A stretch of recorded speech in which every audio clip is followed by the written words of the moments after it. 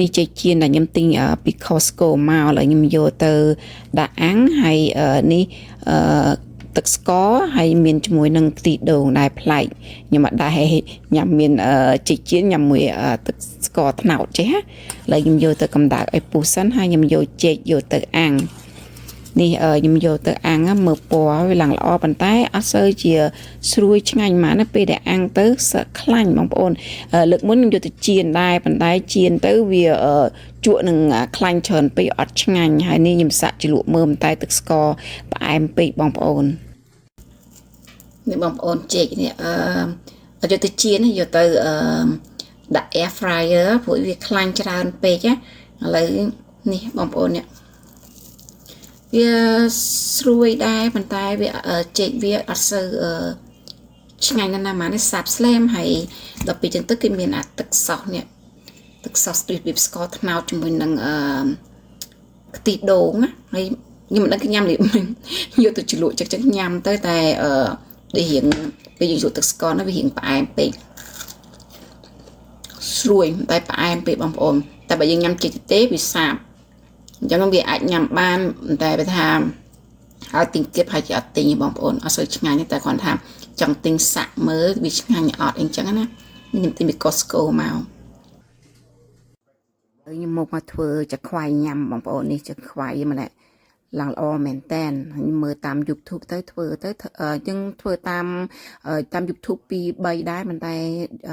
ដូច recipe មួយនេះដូចថាធ្វើទៅវារីកបានល្អយើងធ្វើតែទុកប្រហែលជា2ម៉ោង3ម៉ោងយើងមិនបាច់ទុកដល់មួយយប់ហើយយើងធ្វើទៅរីកឡើងវារីកឡើងល្អមែនតែនធ្លាប់ទិញអញ្ចឹងមួយថង់បងប្អូនមាន4នំហើយ$4ជាងហើយប៉ុន្តែឥឡូវម្ហូបអីញ៉ាំអីបង្អែមអីក៏ថ្លៃដែរមកកញ្ចប់ឡើងចូល$7ជាងអញ្ចឹងទៅឥឡូវខ្ញុំគិតថាធ្វើខ្លួនឯងទៅហើយយើងមិនបាច់ចំណាយអស់លុយច្រើនហើយយើងទិញតែម្សៅនេះថោកឲ្យតែយើងធ្វើបានច្រើនពេលយើងធ្វើអញ្ចឹងយើងទុកនៅកន្លែងកក់ខ្លះបងប្អូនពេលណាយើងចង់ញ៉ាំកាទៀវឬក៏បបរអីយើងយកមកដាក់អាំងនេះមកឡើងល្អហើយនៅផ្ទះចេះតែធ្វើបង្អែមនេះបង្អែមនោះឥឡូវខ្ញុំមកធ្វើ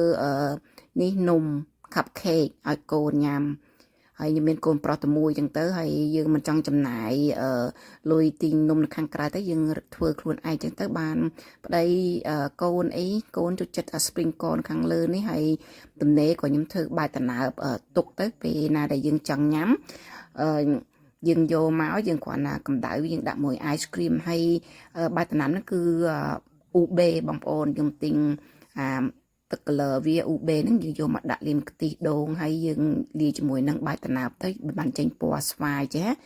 ហើយវាត្រូវជាមួយនឹងវ៉ានីឡា ice cream ហើយនឹង coconut ice cream គឺឆ្ងាញ់ណាស់បងប្អូនហើយបាយតំណាបមួយទៀតគឺ panda leaf នេះពណ៌បៃតងស្លឹកតើយងាយបងប្អូនពេលយើងធ្វើហើយយើងដាក់នៅកន្លែងកក់ទៅពេលណាយើងចង់ញ៉ាំពេលយើងគ្រាន់តែទិញស្វាយមកយើងយកមកដាក់មានខ្ទិះដូងចេះនេះទំនងឆ្ងាញ់មែនតើជាមួយ ice cream ហើយមួយមុខបង្អែមមួយទៀតគឺ churro នេះរបស់គេមានហើយស្រាប់ឡើងfreezer ឡើងកក់អញ្ចឹងទៅយើងទិញយកមកពេលយើងចង់ញ៉ាំយើងគ្រាន់តែដាក់អាំង air fryer ឬក៏យើងចៀនក៏បានដែរហើយយើងយកមកយើងកាត់ទៅហើយដាក់ទូចដាក់បែប cream ហើយ mango ice cream ឆ្ងាញ់នេះមុខម្ហូបមួយទៀតគឺមុខបង្អែមមួយទៀតគឺចំហុយចេកពេលណាយើងទិញចេកមករៀងទុំអញ្ចឹងទៅយើងយកមកចិត្តចនិតចំលាយជាមួយនឹងម្សៅឆាយើងយកមកចំហុយយើងធ្វើខ្ទិះដូងមកដាក់ស្លាយដីចូលឆ្ងាញ់ឡើងស្អិតល្មួតមកបងប្អូនកុំបានអញ្ចឹងកុំចោលចេកស្ដាយចេកយើងមកធ្វើមុខបង្អែមទៅឆ្ងាញ់ហើយពេលណាដែលយើងចង់ញ៉ាំបង្អែមគឺយើងគ្រាន់តែស្ងោរអាបូបាហ្នឹងបបរបូបាហ្នឹងហើយគុជហ្នឹងហៅគុជយើងស្ងោរមកយើងដាក់ជាមួយ ice cream ហើយជាមួយនឹង brown sugar នេះឆ្ងាញ់ណាស់បងប្អូនញ៉ាំទៅឡើងល្មួតជាមួយនឹងផ្លែគ្រាប់គុជហ្នឹងណាបូបា